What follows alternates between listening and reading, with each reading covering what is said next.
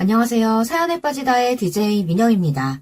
오늘도 첫 번째 사연 시작하기 전에 구독과 좋아요 버튼 눌러주시고요. 그럼 오늘의 사연 함께 시작해볼게요. 안녕하세요. 저는 30대 후반 평범한 직장인이자 아이 엄마입니다.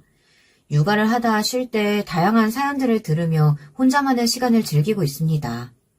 그러다 제가 겪은 일도 말씀드리고 싶어 용기 내서 사연을 적어 보냅니다. 조금 오래된 이야기도 있지만 굵직한 이야기들은 친구들에게 하소연을 하기도 하고 가끔 그땐 그랬었지라고 말하기도 하며 잊을 수가 없더라고요. 저는 인생은 가까이서 보면 비극이지만 멀리서 보면 희극이다라는 말을 늘 생각하며 안 좋은 일이 생겨도 긍정적으로 생각하려 해서 그런지 남들보단 스트레스를 받는 편은 아닙니다. 또 저는 참고 사는 성격이 아니라 그렇게까지 스트레스를 받는 일도 잘 없고요. 하지만 이것도 가족이면 다르더라고요. 다른 사람이야 안 보면 끝이니 좋게 생각하려고 하며 떨쳐버릴 수 있는데 가족은 계속 봐야 하니 떨쳐버릴 수가 없더라고요. 부모님도 마음이 안 맞을 때 힘들고 결혼 후 시댁에서는 얼마나 힘들까요? 제가 말로만 듣던 시댁 시누이 때문에 속을 끙끙 앓았다는 게 이제 와서 생각해보면 많이 참았다는 생각이 듭니다. 한번 들어보실래요? 저는 대학 졸업과 동시에 결혼을 하게 되었습니다. 남편은 저와 만나기 전 직장을 잘 다니고 있었는데 요식업 쪽에 관심을 가지게 되어 회사를 그만두고 지인 가게에서 일을 하게 됐습니다. 저는 그 가게에서 남편을 처음 만났고요. 제 지인이 남편의 지인과 아는 사이라 자주 가게에 가게 됐는데요. 그러다 보니 남편과 자연스럽게 대화를 하게 됐고 서로 취향도 잘 맞아 따로 만나 데이트도 했습니다. 남편은 저와 나이 차이가 좀 있어 걱정을 했지만 저의 돌직구로 저희는 사귀게 됐어요. 만나면 만날수록 콩깍지가 씌어서 그런지 남편이 정말 괜찮은 사람이라고 생각했습니다. 알뜰하게 돈도 잘 모으고 목표를 향해 자기 개발하는 모습도 멋있었고 그 나이에 놀 줄도 모르고 저에게 참 다정한 사람이라 이런 사람을 만나기 어렵다고 생각하며 제가 먼저 결혼 이야기를 꺼냈어요. 저는 어릴 때부터 괜찮은 사람이 나타나면 바로 결혼을 하고 싶다는 말을 하고 다녔는데요. 그러던 중 저희 남편을 만난 거죠. 저는 남편도 바로 좋다고 할 줄 알았는데 당황하는 얼굴로 저를 보며 얼버무렸습니다. 제가 다시 한번 묻자 자기는 결혼 생각은 없었다고 말했습니다. 처음엔 그 말을 듣고 심장이 내려앉는 줄 알았어요. 그 뒤에 대답이 없었다면 저희 부부는 만나지 못했을 겁니다. 다행히 남편은 바로 그 뒤에 말을 붙였습니다. 지금 저를 만나 생각이 바뀌었지만 저에게 미안하다고 말했죠. 어린 나이에 이 사람 저 사람 많이 만나봐야 하는데 자기같이 나이 많은 사람이랑 만나게 돼서 미안하다고. 저는 그 대답을 듣고 한시름 놓으며 말했어요. 내가 좋으면 됐다고, 우리 서로 사랑하고 믿음이 있으니 잘 살 거라고 말했죠. 살림은 자신 있다고 남편에게 약속했고 남편도 자신도 살림은 자신 있다고 말했습니다. 서로 결혼을 약속하고 부모님께 허락을 받기 위해 말씀드리니 아니나 다를까 반대를 하셨습니다. 이제 취직을 할 시점인데 결혼은 무슨 결혼이냐며 화를 내셨죠. 저는 그건 걱정하지 말라고 대외 활동도 많이 하고 대학 때 인턴 생활도 했으니 직장은 바로 가질 수 있을 거라 떵떵 소리쳤습니다. 그리고 바로 회사를 들어가게 됐고 다시 한번 더 부모님께 말씀드렸어요. 부모님은 그제서야 솔직하게 말씀하시더라고요. 나이 차이, 요식업 쪽에서 일을 하는 게 마음에 들지 않는다고 말씀하셨습니다. 저희 부모님은 평범한 직장인을 만나길 원하셨거든요. 하지만 제가 이 사람은 꽤 괜찮은 사람이고 이 남자 아니면 결혼은 절대 못할 거라며 반대를 한다면 집을 나가겠다고 말했어요. 저희 부모님 가슴에 못 박는 소리까지 하며 집을 나왔습니다. 자식 이기는 부모님 없다죠. 부모님은 마지못해 결혼을 허락하셨습니다. 알고 보니 남편이 매일 부모님을 찾아와 설득해서 이 정도면 자기 딸을 책임질 수 있을 것 같다 생각해 허락을 하셨다고 했습니다. 이젠 시댁 쪽에 허락을 받으러 가야 되는데 시부모님은 남편이 어렸을 때 돌아가셔서 안 계셨습니다. 남은 건 시누이 뿐이었죠. 시댁 시누이의 관계도 많이 들어서 걱정이 많이 되었지만 남편은 걱정 말라며 귀엽게 봐줄 거라며 말했습니다. 남편이야 자기 여동생이니 하는 말이겠거니 생각하고 마음을 단단히 먹고 갔는데요. 하지만 걱정이 무색하게 신우이와의 만남은 꽤 좋았습니다. 저희 남매는 힘든 시기에 부모님이 돌아가셔서 의존할 수 있는 가족이라곤 오빠와 저뿐이라 사이가 좋아요. 내가 먼저 결혼할까봐 걱정했는데 오빠가 먼저 결혼할 수 있게 돼서 정말 다행이에요. 올케라고 불러도 될까?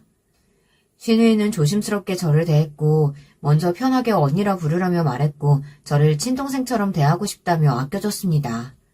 만나는 횟수가 늘어가면서 편해져서 신우와 저는 친구처럼 지냈어요. 저의 이야기를 하며 제 15년지기 친구보다 더 편하게 느껴질 때도 있었습니다. 친하게 지내는 게 좋으면서도 한편으로는 걱정도 됐습니다.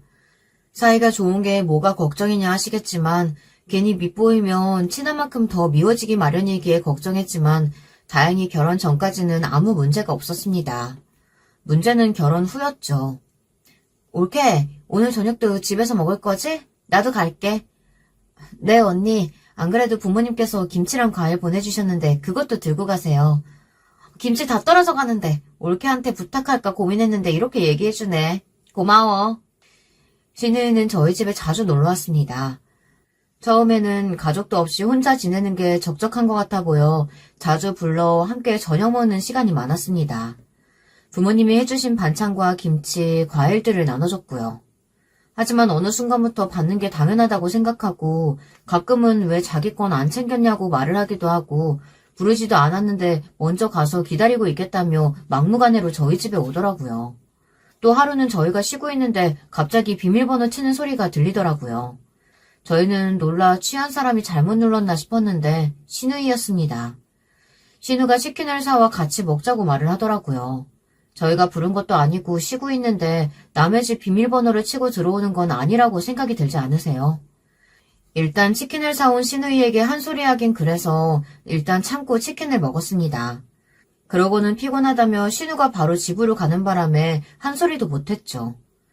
어쩔 수 없이 다음날 전화로 신우에게 말을 했습니다. 올케, 무슨 일이야? 저녁? 아우, 미안해서 어쩌지. 오늘은 내가 약속이 있어. 아니요, 할 말이 있어서 연락드렸어요. 안 그래도 내가 커피 쿠폰 받았는데 그거 갖고 집으로 찾아갈게. 주말이니까 집에 있지? 언니, 집에 찾아오시는 것 때문에 연락드렸어요. 이렇게 저희 생각해서 오시는 건 너무 감사한데 저희가 비밀번호 알려준 이유는 언니가 저희 집 앞에서 기다리시는 게 죄송하고 마음이 불편해서 알려드린 거예요. 근데 이렇게 아무도 없는데 오시고 쉬는데 불쑥 찾아오는 거 불편해요. 죄송한데 이렇게 막무가내로 찾아오시는 건 이제 안 해주셨으면 좋겠어요. 미안. 내가 생각이 짧았네. 예의가 아니었다. 미안해. 다행히 신우이는 바로 수긍을 했고 그 다음부터는 저희가 부를 때만 오고 막무가내로 저희 집에 찾아오는 경우는 없었어요. 그리고 반찬 이야기는 안 했었는데 저희 남편이 이야기를 했는지 먼저 가져가겠다는 말은 안 하더라고요. 그 후에 미안하다며 자그마한 선물도 가져와 사과도 했습니다. 하지만 점점 오는 횟수가 줄어들어 이번 일 때문에 섭섭해하는 게 아닌지 걱정도 되고 괜히 멀어지는 거 아닌가 걱정이 되더라고요. 그래도 남편 가족인데 남편이 저희 부모님께 잘해주는 것만큼 저도 잘 챙기면 좋다고 생각해 신우와 잘 지내보겠다고 생각을 했거든요. 또 신우가 늘 달고 사는 말이 외롭다, 남들보다 외로움을 많이 탄다, 정신과를 다녀야 하나 등 외롭다는 이야기들을 많이 했습니다. 그래서 걱정이 됐어요. 걱정이 돼서 남편에게 물었더니 웃으며 남자친구가 생겨 저희 집에 올 시간이 없다고 말하더라고요. 차라리 잘됐다 싶어 저희는 편하게 신혼생활을 즐겼습니다. 하지만 이 행복은 얼마 가지 못했어요. 회사에서 일을 하고 있는데 신우이에게 계속 전화가 왔습니다. 바쁘고 일하고 있는지라 당연히 전화를 받지 못했습니다. 잠깐 쉬고 있을 때쯤 남편에게 전화가 왔어요. 남편은 제가 일하고 있는 시간에는 전화를 안 하는 성격인데 전화가 와서 무슨 일이 있을까 전화를 받았어요. 그 내용은 신우가 자기 전화 안 받는다고 전화를 걸어보라고 해서 전화 한번 해봤다고 말하더라고요. 저는 어이가 없어서 그게 무슨 소리냐며 일을 하는 거 알지 않냐며 그런 일은 알아서 남편이 말을 하면 됐지 않느냐며 짜증을 냈습니다. 바쁜데 이런 소리까지 들어 좀 예민해져 남편에게 화를 내고 말았죠. 남편에게 화를 낸 건 처음이라 아차 싶었지만 남편은 미안하다며 일한다고 자기 전화도 안 받는다고 말하겠다고 하고 끊었습니다. 그러고는 퇴근하고 신우이에게 전화를 했습니다. 올케 바빴어? 다른 게 아니고 올케가 우리 오빠한테 프로포즈 했다며? 어떻게 했어? 저는 그 말을 듣고 황당했습니다. 그 말 물어보려고 회사에서 바쁘게 일하는 사람한테 전화를 계속하고 남편한테 전화 안 받는다고 하소연하며 전화를 시킨 게 어이가 없었죠. 그냥 결혼하자고만 얘기하고 따로 프로포즈 한 건 없어요. 남편한테 그냥 프로포즈는 필요 없다고 말. 그래? 그래, 역시 프로포즈는 여자가 아니라 남자가 해야지. 알았어. 그러고는 신우는 바로 전화를 끊었습니다. 저는 이게 무슨 전화인가 싶었지만 그냥 이제 신우는 이런 사람인가 보다 생각하고 그 전에는 내가 신우를 너무 좋게 봤던 것 같다고 생각했습니다. 그날 남편이 신우가 왜 전화했냐고 물어보니 대답해줬고 멋쩍게 웃으며 신우가 가끔 그럴 때가 있다며 말을 했습니다. 아마도 저를 편하게 생각해서 친구 대하듯이 행동하는 것 같다며 이해하고 넘어가라는 식으로 말을 하더라고요. 생각해보면 신우는 좀 막무가내인 성격인 건 예전부터 보였는데 그전엔 문제될 게 없다고 생각해 불편한 건 없었지만 결혼 후 부딪힐 일이 많다 보니 이젠 점점 불편해지더라고요. 남편에게 말을 해볼까 고민도 했는데 해봤자 좋은 소리만 할 것 같아 마음에만 담아뒀습니다. 남편은 속이 너무 넓거든요. 그 점이 좋지만 그 점 때문에 옆 사람은 속이 터지니 말을 해도 고쳐지지 않으니 답답하기만 했죠. 하지만 어쩌겠어요. 이미 집에 오는 문제는 해결이 됐고 사소한 일로 불편해지면 서로 같이 불편해질 것 같아 그냥 넘기기로 했습니다. 그리고 불편하다는 말을 하면 바로 쿨하게 수긍했기 때문에 문제될 건 없을 거라고 생각했죠. 몇 년 뒤 저는 저 나름 직장에서 자리를 잡고 저희 남편도 다행히 사업에 성공해 가게가 잘 되고 있었습니다. 중간에 다사다난한 일도 많았고 살짝 고비가 있었지만 잘 해결되어 눈치 안 보고 먹고 싶은 거 먹고 하고 싶은 거 할 정도로 성공을 했어요. 좋은 일이죠. 하지만 그 중간에 저희 부부에게 참 많은 일이 있었어요. 마음 넓은 남편은 사업 확장으로 예민해졌고 저도 승진 때문에 예민해져서 서로 대화를 잘 하지 않았습니다. 저희 부부는 예민해졌을 땐 서로 건드리지 말자고 약속을 했거든요.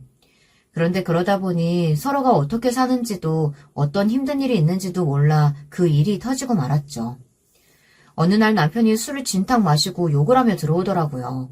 저는 놀라 남편에게 왜 이렇게 술을 많이 마셨냐고 물어봤는데 남편은 저에게 자기는 술도 마시면 안 되냐며 소리를 쳤습니다. 그러면서 남편이 사온 맥주를 던지며 화를 내더라고요. 그땐 저도 야근을 하고 잠도 잘 못 잔 상태라 왜 맥주를 던지냐며 미쳤냐고 소리쳤습니다. 그러자 남편의 손이 제 머리 위로 올라왔습니다. 저는 놀라 반사적으로 방어적인 자세를 취했죠. 그 순간 남편도 놀라 말을 더듬거리면서 미안하다고 말했어요. 그리고는 갑자기 남편이 자기 손으로 자기 머리를 때리는 거 아니겠어요? 자기가 멍청하고 바보 같아서 다 그런 거라고 정신 나간 사람처럼 머리를 계속 때렸습니다. 제가 말려도 봤지만 술을 마신 남편은 힘이 더 세져 안간힘을 써봐도 말려지지가 않았죠. 그때 제가 왜 그러냐며 저도 모르게 펑펑 울며 얘기하자 남편이 갑자기 아이처럼 울며 동업자가 돈을 가지고 도망쳤다고 하더라고요. 저는 순간 눈앞이 캄캄해지고 숨이 쉬어지지 않았습니다. 하지만 남편이 더 위험해 보여 정신을 잡고 남편 뺨을 한 대 때리고 한마디 했어요. 여보, 정신 차려요. 여기서 포기할 거야? 다시 일어설 수 있잖아. 그 말 끝으로 저희는 아이처럼 펑펑 울며 서로 미안하다고 2시간가량 눈물 젖은 대화를 했습니다. 새로운 마음으로 일하겠다는 남편은 전보다 더 잘 됐어요. 그래서 경제적으로 여유가 되어 아이 얘기가 나왔죠. 나이가 많은 편은 아니라 아이가 빨리 생길 줄 알았는데 쉽게 찾아오지는 않더라고요. 이 일로 스트레스를 받았지만 스트레스를 받으면 아이가 더 안 생길 수도 있으니 너무 스트레스 받지 말고 천천히 가보자고 남편이 말했어요. 신우도 이것저것 임신에 좋은 음식들, 임신 준비에 필요한 것들을 챙겨주더라고요. 신우가 가끔 믿기는 하지만 이렇게 챙겨주는 것 보면 감사했어요. 근데 어느 날 신우가 임신했다는 소식을 들었습니다. 신우는 아직 결혼도 안 했는데 임신이라고 해 남편과 저는 놀랐어요. 알고 보니 신우는 남자친구와 결혼을 하고 싶어 임신을 하게 된 거였죠. 그래서 신우도 임신에 좋은 음식을 이것저것 먹은 것이었고 티가 안 나게 저에게도 챙겨준 것이었어요. 뭐 그래도 저도 챙겨줬으니 나쁜 건 없지만 괜히 이용당한 것 같은 느낌이 들어 찜찜했습니다. 하지만 어쩌겠어요. 아이가 생긴 건 축하받아야 할 일이니 축하를 해줬습니다. 언니 축하해요. 그럼 결혼식은 아이 낳고 하는 거예요? 아휴, 내가 그 사람이랑 결혼하고 싶어서 임신했는데 아직 말을 못 꺼냈어. 남자친구는 결혼 생각이 없다고 했거든. 그래서 어떻게 얘기해야 할지 모르겠어. 올케가 대신 말해줄래? 아, 네? 아니, 임신 사실을 제가 말하는 건 아니라고 생각하는데요. 그래도 빨리 말씀드리는 게 좋을 것 같아요. 저는 당연히 둘 사이에 아이 얘기나 결혼 얘기가 오갔을 거라고 생각했는데 아니었다니. 신우의 말을 듣고 당황했어요. 신우가 막무가내인 건 알았지만 임신은 그리 가벼운 문제는 아니잖아요. 그래도 제가 봐온 신우이의 남자친구는 책임질 수 있는 사람이라 그리 큰 걱정은 안 했어요. 신우는 남자친구에게 얘기했고 당황했다곤 하지만 결혼 얘기가 오갔고 아이 낳고 결혼식을 올리기로 했다고 했습니다. 제가 못된 건지 한편으로는 마음이 안 좋더라고요.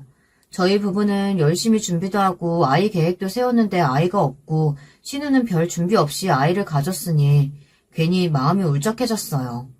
신우는 배가 점점 불러갔고 시댁 부모님도 안 계셔서 저희가 많이 도왔습니다. 그런데 점점 신우가 저에게 요구하는 것이 많아져 갔어요. 한날은 배가 너무 아프다며 와줄 수 없냐고 물어보길래 제가 회사라 못 갈 것 같다고 말했습니다.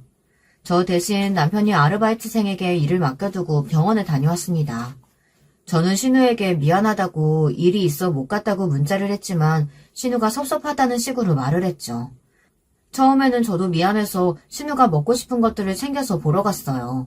근데 이젠 평일엔 제가 회사에 있어서 못 가니 주말에 부르는 거 아니겠어요?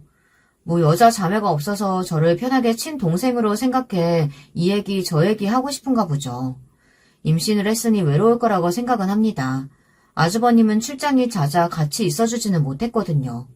저도 같은 여자라 이해하려 하지만 점점 지쳐갔어요.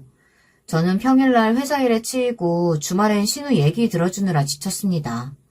오죽했으면 저희 남편이 신우에게 그만 좀 부르라고 말을 했겠어요. 근데 그 사건이 터지고 말았죠. 신우가 어느 날 펑펑 울면서 저희 집에 왔더라고요. 저희는 놀라 얼른 안으로 들어오라고 했고 신우는 거기서 주저앉아 하염없이 울기만 했습니다. 남편과 저는 신우를 달랬어요.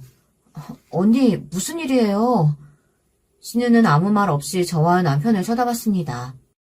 둘 다 진짜 너무한 거 아니야? 남편과 저는 벙쪄 있었습니다. 도대체 저희가 무슨 잘못을 했는지 빠르게 머리를 굴리기 시작했고 이렇게 심하게 울 정도로 잘못한 게 있었나 생각했습니다. 아니 그게 무슨 소리야? 무슨 일 있었어? 둘 다 모르겠어? 언니 무슨 소리 하시는 거예요? 무슨 소리냐고? 둘 다 진짜 너무한다. 안 좋은 일 있으셨어요? 저는 고구마를 100개 먹은 듯 답답했습니다. 물어봐도 너무하다고만 대답하고 왜 그러는지 모르겠다고 하면 또 너무하다고 말을 하고 이 대화만 계속 되풀이되고 있었어요. 그래서 결국 저는 신우에게 화를 내며 말했죠. 언니, 다짜고짜 집에 오셔서 너무하다고만 말씀하시면 저희가 어떻게 해야 할까요? 말도 안 하는데 그냥 알아차리기를 원하시는 거예요? 만약 저희가 잘못한 게 있으면 언니 말 듣고 사과드릴게요. 그러니까 그만 우시고 왜 속상한지 말씀을 해주세요. 제 말을 들은 신우는 놀라 울음을 멈췄어요. 그러고는 마음을 가다듬고 얘기했습니다. 신우는 주말에 와주지 않은 저희에게 화가 났던 겁니다. 이 말을 듣고 조금 화가 났지만 임신을 한 상태이기에 예민했을 거라고 생각하고 안 좋게 말하는 건 아니라고 생각해 일이 바빠서 너무 힘들었다며 나도 쉬고 싶을 때가 있었는데 남편이 제가 너무 피곤해 보여 대신 얘기해준 것 같다며 좋게 얘기를 했어요. 신우는 그 얘기를 듣고 자기도 너무 외로워서 우울증이 생길 것 같아 펑펑 울다가 서러워서 저희 집에 찾아왔다고 했습니다. 그러면서 너무 아이같이 굴었다며 미안하다고 사과를 하더군요. 근데 그때 엄청 놀라운 얘기를 들었어요. 사실 자기 남편이 출장이 잦은 이유가 자기 때문일 거라는 얘기를 했습니다. 저는 처음에 이해가 가지 않았지만 얘기를 듣고 알게 되었습니다. 신우는 남편이 임신 사실을 알았을 때 당황하면서 지우자는 이야기를 했다며 울며 말했고 그러면서 아직은 아니라고 단호하게 말을 하고 잠시 시간을 갖자고 얘기를 했다고 했습니다. 그 뒤에도 신우가 계속 연락을 했지만 받지 않았고 일주일이 지나서야 연락을 받았다고 했습니다. 다시 만나서도 신우에게 아이는 지우자고 얘기했지만 신우가 그 자리에서 아이를 지우게 된다면 자기는 여기서 죽을 거라며 그 자리에서 창가 쪽으로 달려갔고 그제야 알겠다며 같이 살자고 했다고 하더군요. 그러면서 어쩔 수 없이 자기와 살게 된 거라고 말을 하더라고요. 신우도 자기 입으로 나 같은 사람이랑 살면 힘들어할 거라며 자기는 이해한다고 했습니다. 하지만 그 외롭고 지친 게 저희한테 다 푸는 것 같아 하고 싶은 말이 목 끝까지 차올랐지만 말은 하지 않았어요. 그렇게 저와 남편은 그 말을 듣고 한동안 말이 없었습니다. 이제와 아이를 지으라고 할 수도 없고 몇 개월이 지나 배가 부른 사람한테 모진 말을 할 수도 없으니 침묵만이 저희 집을 감싸고 있었죠. 5분 동안은 한 명의 울음소리, 한 명의 한숨, 그리고 한 명의 손짓의 소리만 들렸어요. 신우는 잠잠해진 저희를 보고 더는 할 말이 없다며 집으로 갔습니다. 저희 남편에게 신우가 이런 성격이냐고 물어봤어요. 남편은 한숨을 쉬며 제게 말했습니다. 신우는 늘 사랑을 많이 받는 성격이라고 말했습니다. 그런데 아버지가 아프고 난 뒤로부터는 조금씩 집착을 하는 성격으로 변했다고 했어요. 처음에는 남편도 아버지가 자기 동생을 많이 예뻐했는데 편찮으시고는 사랑을 못 줘서 그런 것 같다고 말했습니다. 그런데 어머니도 돌아가시니 더 심해졌고 하물며 다른 사람에게도 집착한다는 소리를 듣게 됐다고 말하더군요. 옆에 있던 친구들에게도 힘들면 와달라고 하고 안 오면 왜 안 왔냐고 자기 힘들었다며 울며 얘기하고 심지어는 남편 친구들한테도 하소연을 하며 연락을 했다고 했습니다. 그제야 남편은 신우의 상태가 보통은 아니라고 생각해 힘들면 병원이라도 같이 다녀보자고 이야기했지만 신우는 되려 내가 무슨 정신병자냐며 소리를 쳤다고 했습니다. 그러고는 남편이 과거 얘기를 해줬습니다. 남편은 어렸을 때 신우 말고 또 다른 여동생이 있었다고 해요. 그 동생은 안타깝게 교통사고로 어린 나이에 일찍 세상을 떠나게 되었고요. 그 때문에 신우가 태어났을 땐 공주처럼 오냐오냐 키우셨다고 하더라고요. 집안이 어려운 편도 아니라 신우가 갖고 싶은 거 하고 싶은 건 다 해주게 했다며 부모님이야 신우에게 무한한 사랑을 줬지만 다른 사람들은 아니니 신우가 이렇게 된 게 아닐까 생각했다고 했죠. 그러면서 남편이 자책하며 자기도 자기대로 사랑을 줬는데 어떻게 해야 될지 모르겠다며 점점 더 심해지는 것 같다고 하소연을 했습니다. 저는 이런 속사정까지 있는 줄 모르고 그저 남편이 신우를 많이 감싼다고 생각했는데 듣고 보니 남편도 참 소가리를 많이 했겠구나 생각했습니다. 하지만 저는 단호하게 신우는 곧 엄마가 될 텐데 계속 감싸줄 수는 없다. 이제는 자기 스스로 알아서 해야 된다고 말하자 남편도 수긍을 했습니다. 남편에게 최선을 다했다며 자책하지 말라는 말을 했지만 남편의 힘들어하는 모습을 보니 저라도 마음을 단단히 먹어야겠다는 생각이 들었어요. 그 사건이 있고 신우는 당분간 저희를 찾아오지 않았어요. 물론 남편은 가끔 찾아갔고 저는 메시지 정도만 보내는 정도였어요. 그러고 시간이 좀 지나 다시 신우가 연락이 왔습니다. 전보다 자주 부르지도 않고 계속 힘들다고 연락 오는 것도 아니고 해서 저는 받아주고 있었습니다. 다행인지 아닌지 신우는 제가 이야기를 하면 고치려고 하는 게 보여서 미워할 수가 없었죠. 그래서 저도 가끔 신우가 먹고 싶다는 과일이나 음식을 사 같이 먹기도 했고요. 어느덧 시간이 지나 신우는 막달이 다 됐고 드디어 저희의 첫 조카가 생겼습니다. 저희 부부도 아이를 원했기에 모든 아이가 예뻐 보이는 시기였던지라 첫 조카가 너무 예뻤어요. 심지어 저희는 딸을 원했는데 첫 조카가 딸이니 얼마나 예뻐 보이겠어요. 남편과 저는 조카에게 이 선물 저 선물 아낌없이 줬고 사랑을 많이 줬습니다. 조카를 보며 저희 부부도 아이를 갖고 싶다는 생각이 더 커져만 갔고 더 열심히 준비를 했죠. 이렇게 또 잠잠히 흘러가나 싶었더니 또 신우이 때문에 골치 아픈 일이 생겼습니다. 저도 늦게 야근까지 하고 들어와 씻지도 못하고 그대로 누웠고 남편도 바쁜 가게 일에 녹초가 되어 둘 다 아무 말 없이 쉬고 있었어요. 그런데 갑자기 저한테 신우이가 전화가 왔습니다. 지금 숨이 잘 안 쉬어진다고 말해서 저는 놀라 곧장 집으로 달려가겠다고 119를 부르겠다고 말했어요. 남편과 저는 당장 신우이의 집으로 달려갔고 거기서 저희는 경악을 금치 못했습니다. 집은 아이 용품과 기저귀, 쓰레기들로 가득 찼고 조카는 울고 있었습니다. 그 옆에 신우는 숨을 가다듬고 있어 얼른 신우 옆으로 가 119가 곧 도착하니 걱정 말라며 이야기했어요. 119가 도착하고 남편과 신우는 같이 앰뷸런스를 타고 갔고 저는 조카를 진정시키고 집안을 청소했습니다. 남편에게 연락이 왔고 다행히 아무런 이상은 없다고 말했습니다. 그냥 과하게 스트레스를 받아서 그런 것 같다며 당분간 스트레스를 안 받게 조심하라고 했습니다. 결국 그날 저는 조카를 하루 종일 봐줄 수밖에 없었고 잠도 얼마 못 자고 회사에 출근했어요. 그날 진짜 너무 힘들어서 결국 반차 쓰고 집에 가서 쉬었어요. 남편이 집에 와 고생했다며 말하자 저도 모르게 울컥했습니다. 육아가 이렇게 힘들다는 걸 듣고는 있었지만 하루하고 힘들어하는 제 자신이 한심하기도 하고 이런 상태로 엄마가 될 수 있을까라는 생각에 눈물이 났어요. 전화는 해봤어? 안 그래도 동생이 병원에 있을 때 연락 와서 말을 했는데 놀란 것 같더라. 그래서 이 얘기 저 얘기 좀 했는데 내재도 힘들어하는 것 같았어. 자기 때문에 출장 자주 가는 건 아니냐고 계속 말하는 바람에 힘들어하는 것 같더라고. 신우이는 저희에게 한 이야기를 그대로 자기 남편에게 한 것입니다. 하지만 남편 말로는 출장이 잦은 직업이라 어쩔 수 없었고 혼인신고를 한 후 아이를 위해 일을 하다 보니 더 출장이 잦아진 것이라고 말을 했죠. 신우이는 아이 낳기 전 카페에서 일을 했는데요. 아이를 가지고는 더는 일을 할 수 없을 것 같아 카페를 다른 사람에게 넘기고 쉬고 있어 어쩔 수 없이 외벌이를 할 수밖에 없는 상황이 된 것이었죠. 그리고 그 뒤에 좀 이해할 수 없는 이야기들을 들었어요. 신우와 아주버님은 사귈 때부터 결혼 이야기를 했고 아이 얘기도 했다고 했습니다. 물론 그 당시 당장은 아니고 몇 년 뒤에 하자고 얘기가 나왔는데 덜컹 아이가 생겨버린 것이고요. 그러자 이직을 준비하고 있던 아주버님은 신우의 말을 듣고 당황해 조금만 시간을 달라고 했고 이직은 하지 않았고 덜컥 아이 아빠가 된다는 생각에 무서워 연락을 피했다고 합니다. 그래서 아이를 지우는 건 어떻냐고 조심스레 물었는데 신우의 반응을 보고 아니라고 생각했고 자기도 아차 싶어 반성하고 아이를 낳고 결혼하자고 얘기를 했다고 했습니다. 두 사람 다 얘기를 들어보니 이해가 갔어요. 그런데 여기서 이해가 가지 않는 건 중간중간 신우이가 한 말과 맞지 않는 말이 있어 이상하다는 생각이 들었죠.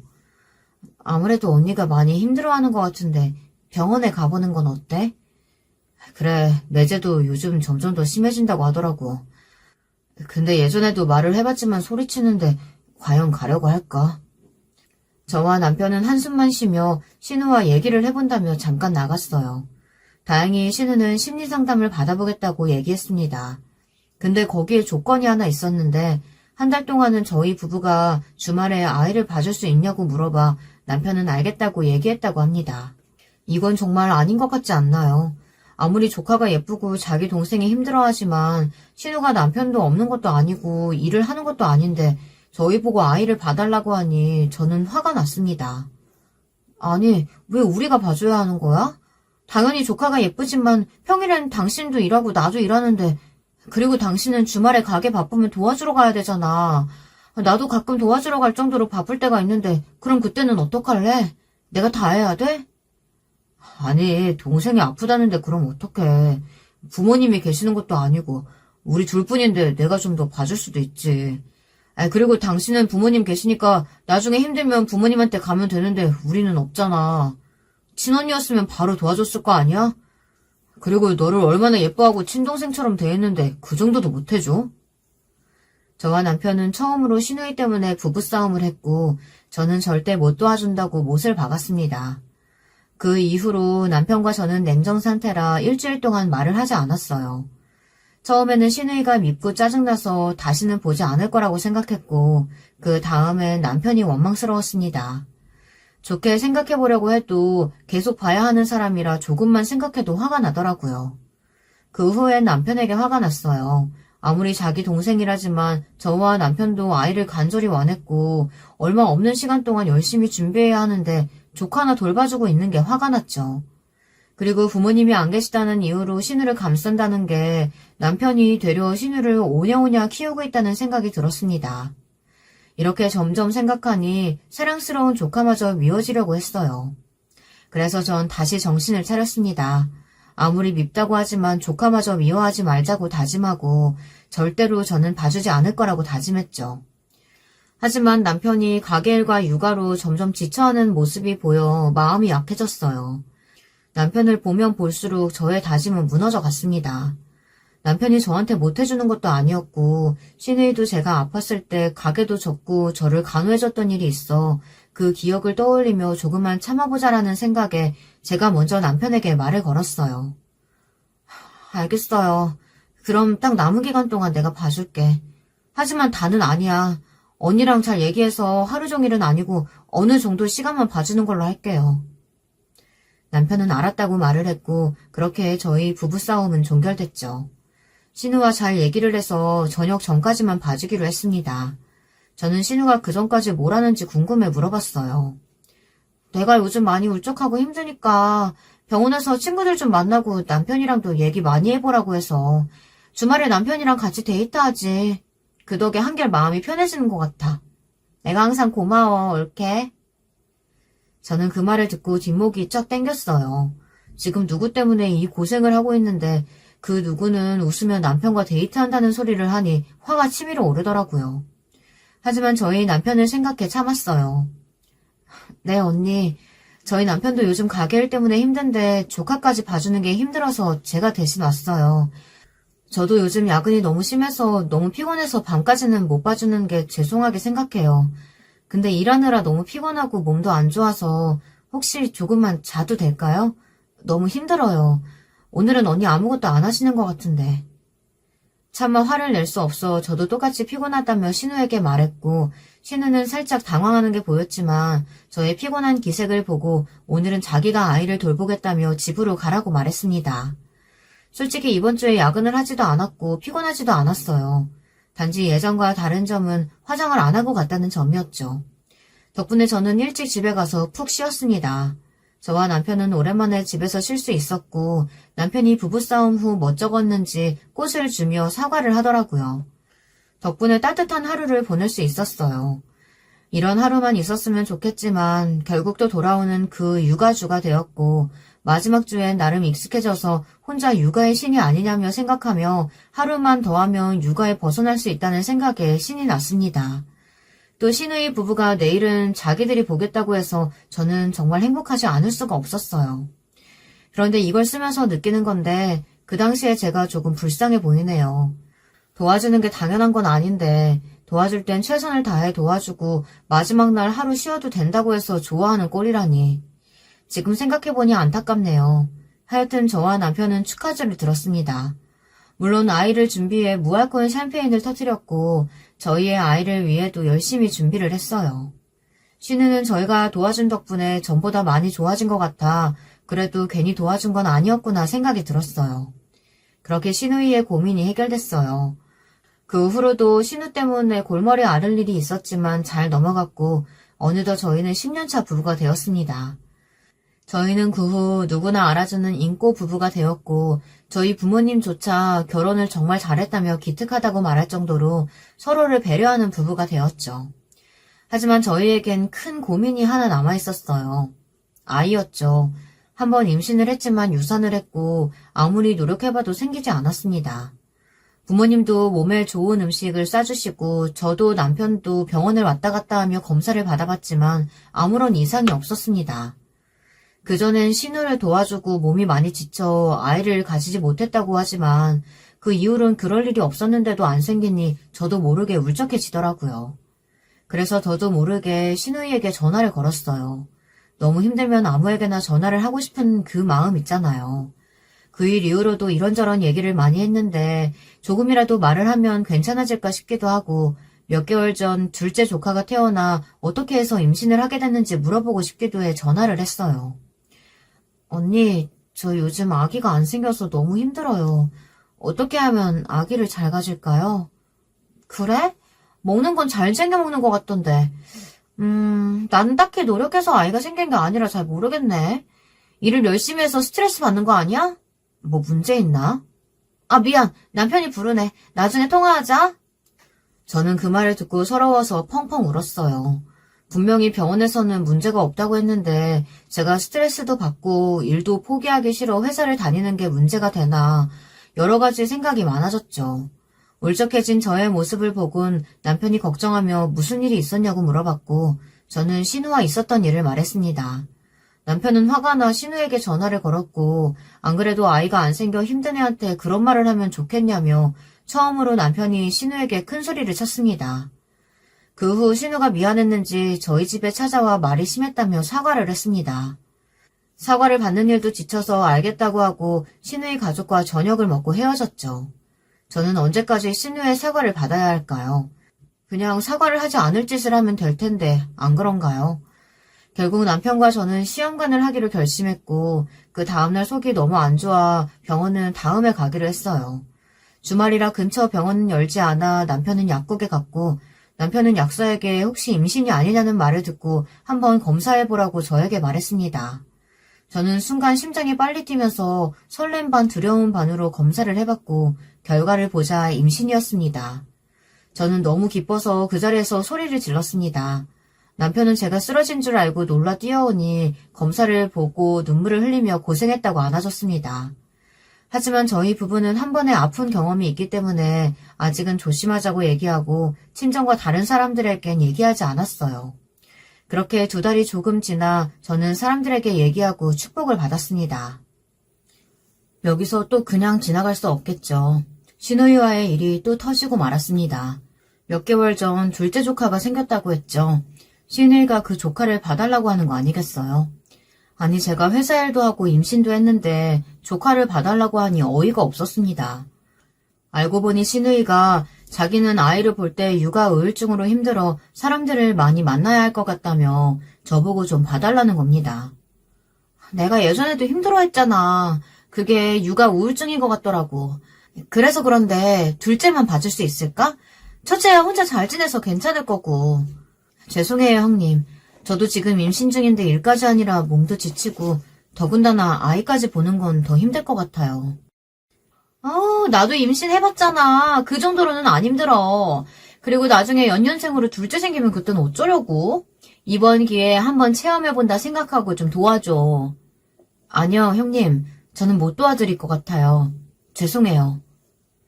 그러고는 저는 끊어버렸습니다. 힘들지 않다니. 자기가 임신했을 땐 힘들다고 저한테 전화하고 그 당시엔 육아 우울증이 있었다 할지라도 지금은 그저 놀고 싶어서 핑계를 대는 것 같다는 생각을 했죠. 그러고는 남편이 전화해 신우와 있었던 일을 말하더군요. 보나마나 신우가 남편한테 전화해 하소연을 했을 거라고 생각했습니다. 남편은 미안하다며 자기 동생이지만 어쩔 수 없는 것 같다며 자기가 한 소리 했다고 그냥 넘어가달라고 했어요. 요즘 신우가 저에게 뭐라고 하면 예전 같았으면 넘어갈 남편이 화를 낸 이후로는 신우에게 따끔하게 한 소리 하는 것 같았습니다. 그래서 저도 별말 없이 넘어갔죠. 시간이 흘러 출산을 하게 되었고 저와 남편을 반반 닮은 아들을 낳게 되었어요. 출산 후 바로 복귀하려고 했지만 10년 만에 얻은 자식이라 아이에게 좀 더 집중하고 싶어 육아휴직을 쓰게 됐어요. 예전에 조카를 봐줄 때와는 또 다르다는 걸 느꼈습니다. 아이들 돌보는 일이 제일 힘들다고 하는데 정말 너무 힘들었어요. 잠도 잘 못 자고 먹지도 못하고 남편이 봐줄 수 있는 시간은 최대한 봐주는데도 몸이 지쳐갔죠.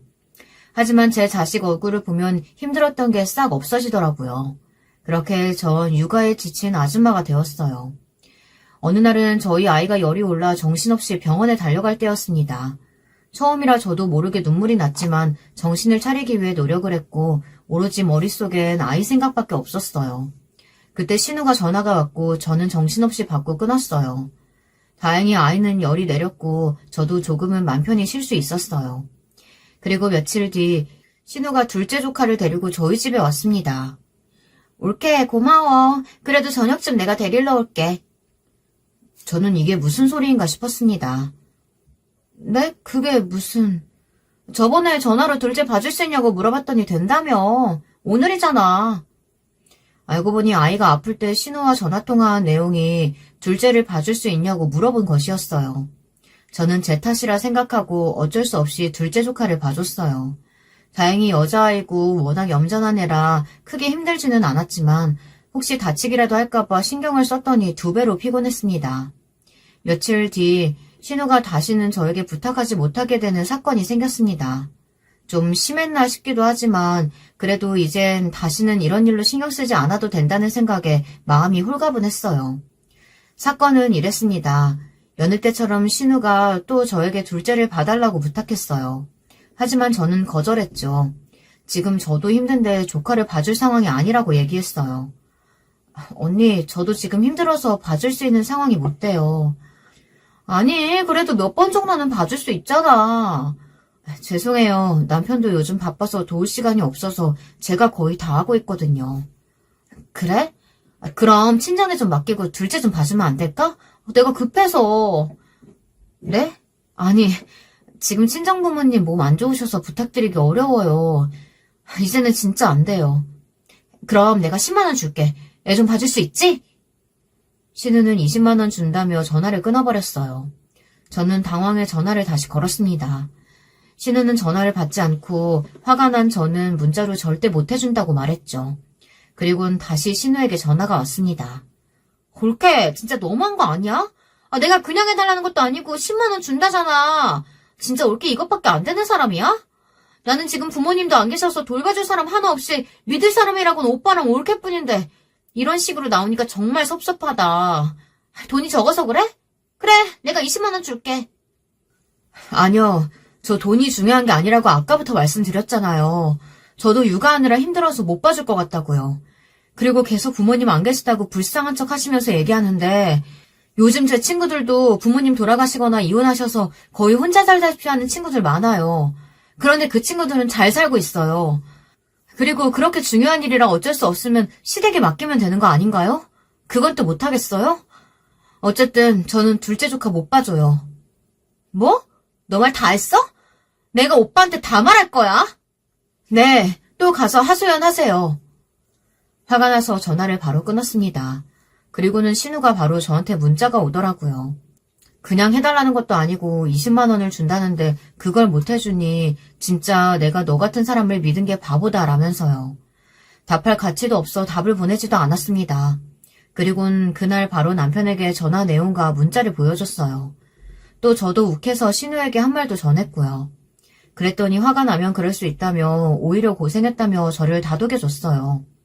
그 뒤 신우와 저는 연락을 하지 않았습니다. 그런데 어느 날 신우 부부가 저희 집에 찾아왔습니다. 알고 보니 남편이 더는 이렇게 있으면 안 될 거라는 생각에 신우 부부를 불렀던 것입니다. 별말 없이 저녁 식사를 하고 저는 아이의 울음소리 때문에 식사를 끝내고 아이를 보러 갔어요. 그때 조금씩 다투는 소리가 나서 밖에 나가보니 남편과 신우가 다투고 있는 모습을 봤습니다. 솔직히 맞잖아. 좀 봐줄 수도 있지. 그게 뭐가 어렵다고 나한테 화를 내? 여보, 그만해. 육아하시는 게 힘든 거 뻔히 알면서 왜 그래. 그래, 너희 남편도 잘 알고 있는 걸 너는 왜 모르냐? 그리고 우리가 예전에 네가 너무 힘들어 보이기도 했고 그땐 우리도 아이가 없었으니 도와준 거고. 저는 셋의 말대틈 소리에 머리가 아파왔습니다. 아니, 그리고 올케한테도 말했는데 내가 그냥 해달라고 했어? 20만 원 준다잖아. 지금 올케 일도 안 왔는데 그 정도면 감사합니다 하고 받아서 애 좀 돌봐줄 수도 있는 거 아니야? 그 순간 뺨 때리는 소리가 크게 났습니다. 남편이 너무 화가 난 나머지 신우의 뺨을 때리고 만 것입니다. 남편이 그렇게 화를 내는 것은 처음 보는데 때리기까지 해서 저는 너무 놀랐어요. 여보! 아이는 이미 셋의 소리에 깨서 울고 있었고 뺨 때리는 소리 동시에 아이의 울음소리는 더 크게 들렸습니다. 내가 부모님 봐서라도 곱게 키우고 화가 나도 참았는데 이제는 한계다. 언제 정신 차릴래? 오빠, 지금 나 쳤어? 거기다가 남편이 정말 화가 끝까지 났는지 때려서 미안하다는 소리 없이 이런 식이면 다시는 찾아오지도 연락하지도 말라고 했습니다. 신우는 놀라서 집에 뛰쳐나갔고 아주버님도 얼른 짐을 챙겨 죄송하다고 하곤 집을 나갔습니다. 저는 아이를 달래느라 정신이 없었고 남편은 그래도 의자에 주저앉았고 저와 아이에게 큰 소리쳐서 미안하다고 말했습니다. 물론 저도 놀랬지만 가장 놀란 사람은 남편인 것 같아 저는 아무 말도 없이 기다려줬습니다. 남편은 자기 동생이 시간 지나면 철이 들 줄 알았다고 속상하다고 말했습니다. 좋게 타이르면 될 줄 알았는데 점점 심해지는 걸 보니 도저히 안 될 것 같아 욱하는 마음에 뺨을 때렸다고 했습니다. 저도 뺨을 때린 건 과하다고 생각이 들었지만 이렇게 해서라도 신우가 정신을 차린다면 좋겠다는 생각에 아무 말도 하지 않았습니다. 오히려 저한테는 편한 생활을 할 수 있게 해줬으니까요. 그 이후로 남편이 신우 집을 찾아가 때린 건 미안하다고 사과를 했고 신우도 잘못했다고 말을 했습니다. 저한테도 직접 찾아와 사과를 했죠. 말뿐인 사과를요. 올케, 내가 미안했어. 내가 그때 너무 흥분했네. 네, 놀라셨을 텐데 사과해 주셔서 감사해요. 그리고 저도 전에 모진 말한 게 마음에 걸려 죄송하다고 말씀드리고 싶어요. 그리고 언니, 이젠 사과할 일 안 만들었으면 좋겠어요. 아내가 잘못했다지만 너무 심하게 말하는 거 아닌가? 그때 이때까지 아무 말도 안 한 아주버님이 저한테 말이 심하다며 말을 하더군요. 그러면서 저에게 신우의 대변자 마냥 이런 건 좀 봐줄 수 있지 않냐며 저한테 되려 따지더라고요. 지금 신우가 사과를 하려 나온 자리인데 아주버님이 신우의 대변인인 양 저에게 따지는 꼴을 보니 화가 치밀어 올랐습니다. 저는 아주 힘껏 제 손바닥이 아픈 줄도 모를 정도로 아주버님의 등을 3번 때렸습니다. 아주버님, 정신 차리세요. 아주버님도 똑같아요. 아닌 척하면서 편하니까 아무 말 안 하고 신우이 편 들어주는 거 몰랐을 것 같아요? 지금 언니가 한마디 좀 해달라고 했나 보죠? 언니도 그러는 거 아니에요. 이때까지 그럼 사과는 그냥 말뿐이고 뒤에서 아주버님께 욕이라도 했나 봐요. 저는 이제 2번 다시 2분 꼴도 보기 싫네요. 옆에 있던 남편은 신우를 보고 한숨을 쉬고 아주버님 뒤통수를 한 대 치며 다시는 우리 집에 오지 말라며 말했습니다. 그렇게 저희는 신우 부부와 연을 끊게 되었습니다. 가끔은 조카들이 보고 싶지만 후회는 없는 선택이었어요. 지금은 화목하게 아들과 저 남편 알콩달콩 평화롭게 잘 살고 있답니다. 여러분, 2번째 사연 시작하기 전에 좋아요, 구독 꼭 눌러주실 거죠? 그럼 2번째 사연 바로 시작합니다. 안녕하세요. 저는 서울에 사는 30대 여자입니다. 저는 경상북도에서 태어나고 자랐고요. 처음 서울을 온 건 다름 아닌 대학 입학 때문이었어요.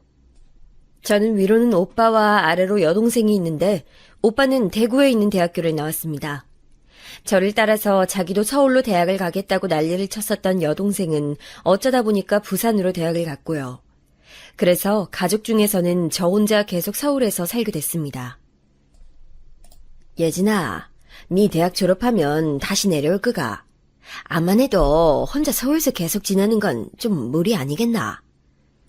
엄마, 나도 계속 고민은 해보고 있는데 솔직히 내려가면 일자리가 풍부하지 않은 것 같아서 그게 좀 마음에 걸려. 그리고 초봉 차이도 있는 것 같아. 여기선 같은 직종에 들어가도 돈을 처음부터 더 많이 받는걸?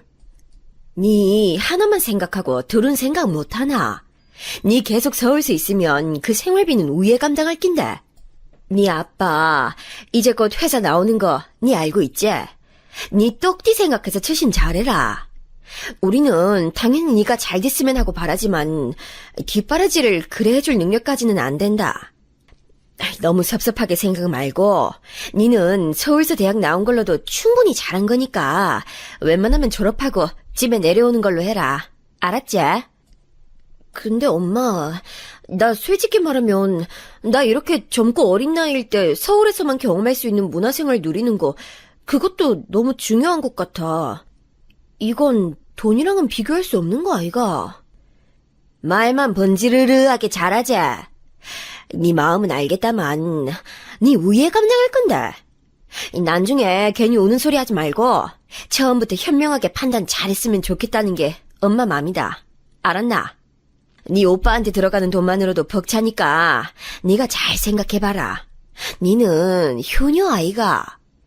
엄마는 왜 또 오빠를 들먹여? 내가 이럴 줄 알았어. 역시 대화를 나눠보면 본심이 나온다니까. 내가 집에 내려가서 지내면 생활비 내놓으라 할 거지? 니는 네 가족들한테 가는 돈이 그래 아깝나? 네 심보를 왜 이래 못되게 쓰노? 니 이러면 우리 진짜 힘들다. 어? 니는 효녀니까 니가 엄마 아빠 마음 좀 알아줘라. 알았나? 제가 대학 졸업반이 되었습니다. 그때 무렵에 엄마랑 이런저런 일로 연락을 자주 주고받았었는데 꼭 보면 저한테만 자꾸 책임을 전가하더라고요. 앞으로 제가 가족들을 먹여 살려야 한다는 등, 오빠가 안정적으로 자리 잡을 때까지 제가 뒤에서 받쳐줘야 한다는 등, 여동생은 아직 철이 덜 들었으니까 제가 먼저 솔선수범을 직접 보여줘야 한다는 등, 대화를 어떻게 시작하더라도 결론은 그런 식으로 났어요. 제 등록금을 내주시면서 크게 한숨을 푹푹 쉬시더니 전액 장학금을 못한 건 조금 실망스럽다는 말씀을 하셨던 부모님. 그때는 정말 죄스러웠답니다. 내가 부족한 딸이라서 엄마 아빠를 실망시켜드렸고 힘들게 해드렸구나, 이 생각이 들어서 너무 죄송했어요. 그런데 오빠가 대학교에 다니면서 아르바이트 한 번 하지 않았다는 사실을 알고 뒤통수를 후려맞은 듯 했었죠. 심지어는 자기 여자친구한테 명품 지갑을 선물했더라고요. 부모님께 받은 용돈으로 말이에요. 그리고 부산으로 내려가서 대학 입학을 한 여동생한테는 부모님이 돈 타령을 하시지 않았다는 걸 알았을 때 엄청난 충격을 받았습니다. 저한텐 대학 졸업하자마자 바로 취업해서 돈 붙이라고 하시는 부모님 때문에 화가 나서 저는 명절에도 집에 안 내려갔었어요. 그랬더니 오빠한테서 연락이 왔었지요. 야, 니 이번에 취업했다고 겁나 도도하게 구네. 어떻게 명절에도 안 내려오냐? 니 거기 연봉 얼만데? 인터넷에 니 들어간 회사 쳐봐도 정보가 별로 없더라. 니 얼마 받노? 그냥 받을 만큼은 받아. 대충 어느 수준인지 오빠도 짐작은 할 수 있을 거 아니야. 그래. 니 첫 월급 받았을 텐데 가족들한테 돌리는 건 아무것도 없네. 니는 진짜 피도 눈물도 없는 것 같다. 명절에 안 내려왔으니까 대신 돈 붙여라. 차비 아꼈으니까 그 돈 내놔야지. 저한테 별 희한한 명목으로 돈을 뜯어가려고 했습니다. 돈 언제 붙일 거냐고 계속 연락을 하길래 너무 짜증나서 오빠 번호를 차단했었어요. 그랬더니 엄마가 저한테 이러다가 가족하고 인연 끊을 거냐, 정신 차려라, 이러면서 장문의 메시지를 보내셨었죠. 너무 피곤했습니다.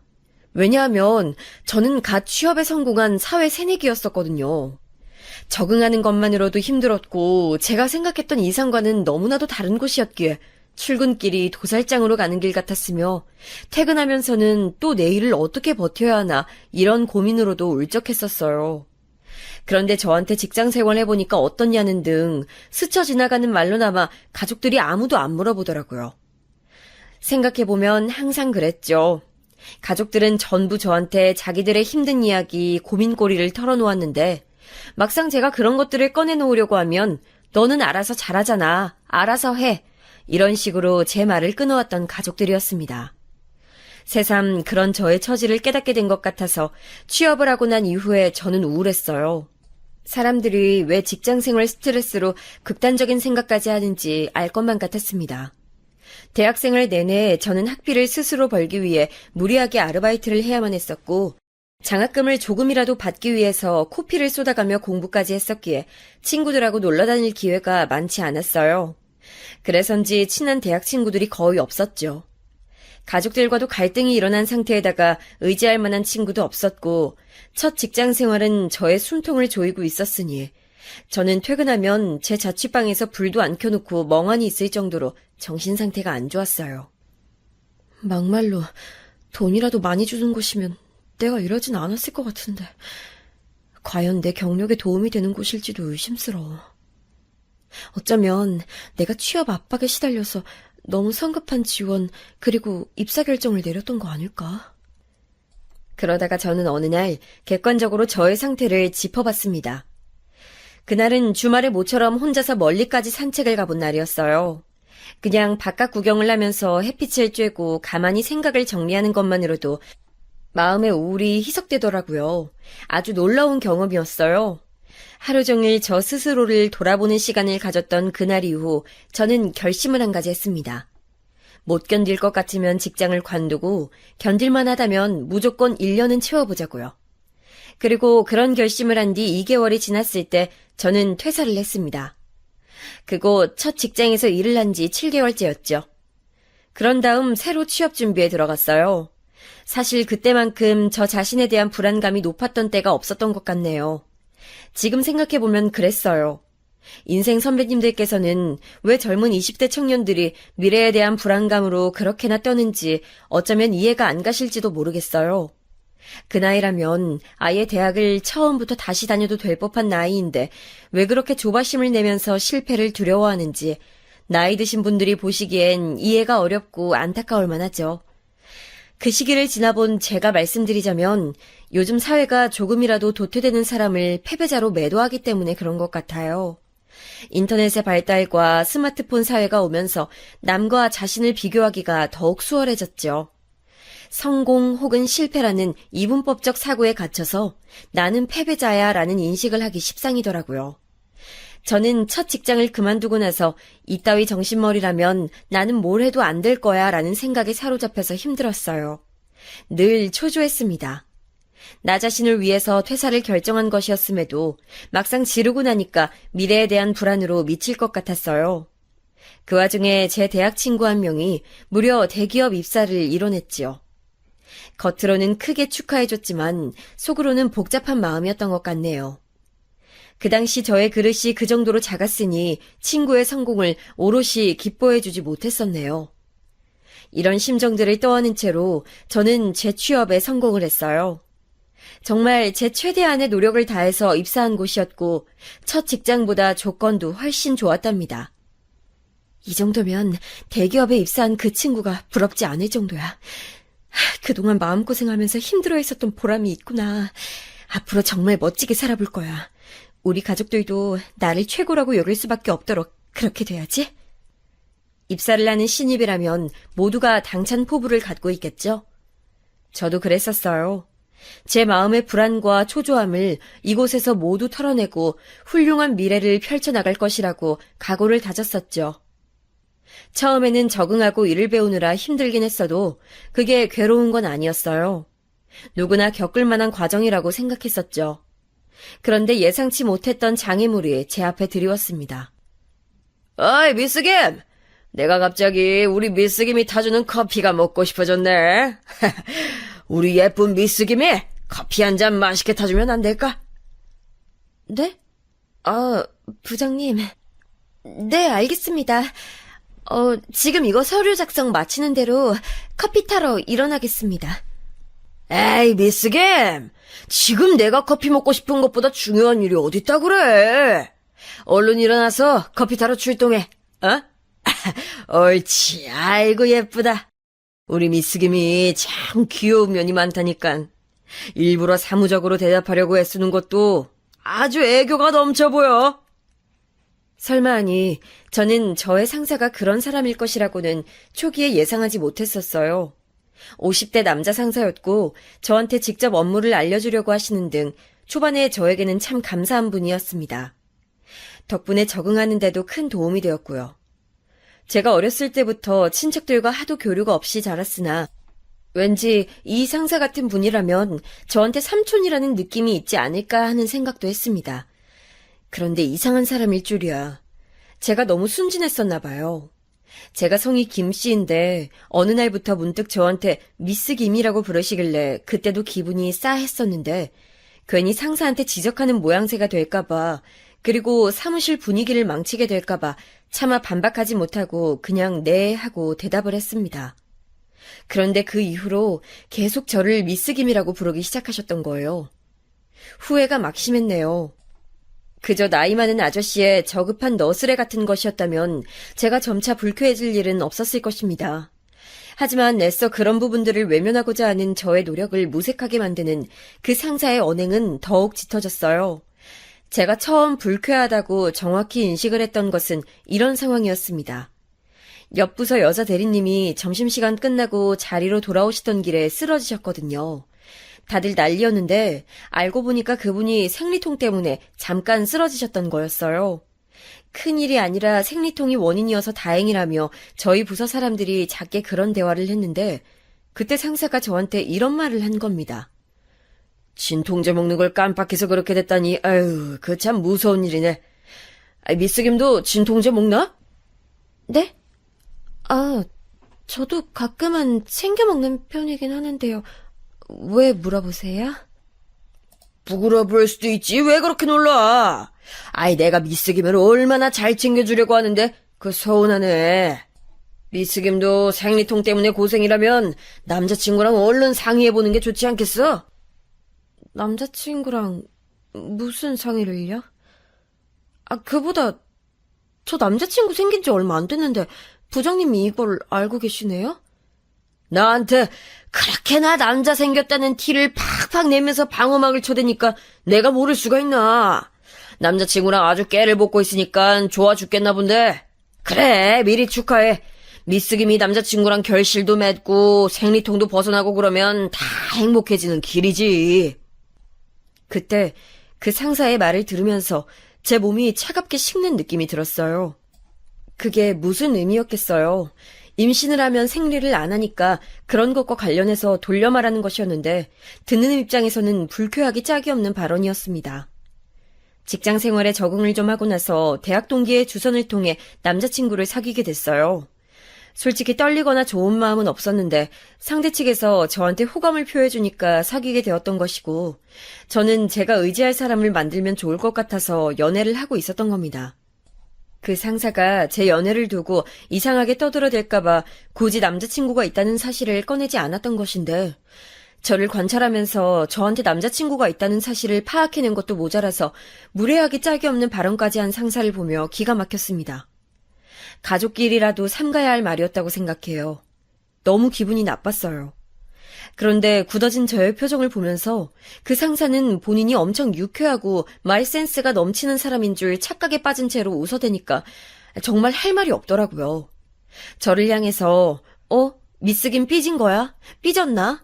이런 식으로 웃으면서 말을 하는 상사 몰래 저는 주먹을 꽉 쥐어야만 했습니다. 하지만 대놓고 따질 용기는 없었어요. 머릿속으로 그린 통쾌한 언변을 막상 입 밖으로 떼려고 하면 그런 시도만으로도 저는 얼굴에 열이 올랐고 눈시울이 뜨거워졌습니다. 제가 그나마 이성을 잃지 않고 하고 싶은 말 하면서 따질 수 있는 상대는 가족밖에 없었어요. 가족 외의 사람들에게는 저는 학창시절에도 친구들이랑 다툴 때면 자꾸 눈물이 나오고 분한 감정이 속에서부터 머리 끝까지 차오르는 바람에 그걸 추스르느라 정신이 없던 애였어요. 저는 그래서 눈물 안 흘리고 자기가 하고 싶은 말 당당하게 남한테 하는 사람들을 신기하게 여겼습니다. 얼마나 힘든 과정을 거치고 새로 입사한 곳인데 이 좋은 조건의 직장을 잃고 싶지 않아서 저는 상사의 기분 나쁜 발언에도 그냥 입을 다무는 쪽을 택했습니다.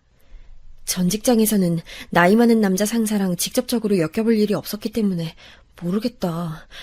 원래 나이 많은 남자 상사들은 저런 이상한 농담도 하고 그러는 건가? 대신에 저한테뿐만 아니라 다른 여자들한테도 그렇게 구는지 그 다음부터는 관찰해보기로 했어요. 그러다가 어떤 사실 한 가지를 알게 됐습니다.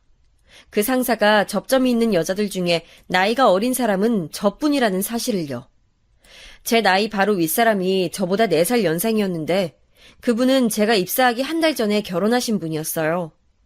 어리고 젊고 미혼인 여자는 저밖에 없었죠.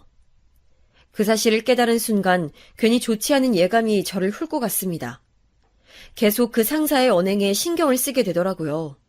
제가 업무적으로 질문할 게 있을 수밖에 없는 상황이 종종 왔는데요.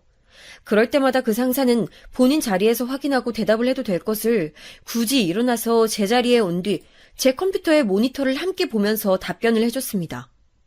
이 과정에서 본인의 얼굴을 제 얼굴 옆에다가 딱 붙였는데 진짜 기분이 더러웠어요. 몸이 닫고 있는 것도 싫었고요. 그런 게 자꾸 의식되니까 저는 점점 그 상사를 대할 때 표정을 굳히게 되었고 불필요한 대화를 일절하지 않게 됐습니다. 저의 말수가 계속 줄어들고 본인의 저급한 농담에도 제가 반응을 안 해주니까 그 상사가 불만을 품었습니다. 미스김은 요즘 업무 태도가 상당히 불량하네. 저의 어떤 면에서 그렇게 느끼셨어요? 제가 부족한 점이 있었다면 시정하겠습니다.